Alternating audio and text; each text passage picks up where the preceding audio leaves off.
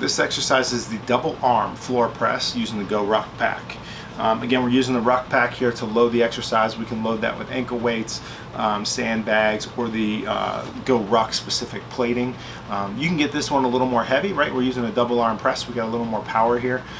We like the floor press variety because laying on the floor limits my shoulder range of motion, so it keeps me in a relatively safe position, kind of keeps me out of trouble from getting too deep, but I still get to work all the muscles involved in pressing with a horizontal press. So this is one of our favorite varieties when we go back to pressing.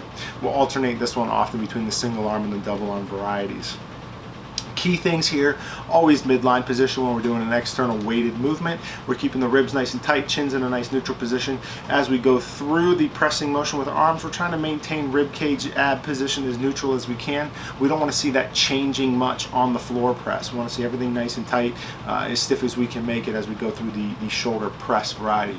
Shoulder blades should stay back. When your elbows touch the floor, you're going to press back through. You're looking that when your elbows touch the floor, you're looking for that wrist to be stacked right on top of the elbow in a nice straight line up and down from the floor.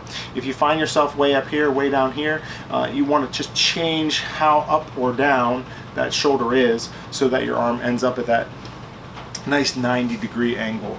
You can see more about this in our Perfect Push-Up Mechanic video as well. Modifications here, obviously we can always lighten the pack. You can even use an empty pack, just work on positioning and work on kind of getting that groove right of where you want the weight to be so that your wrist stays stacked on top of the elbow and your shoulder blades are in good position.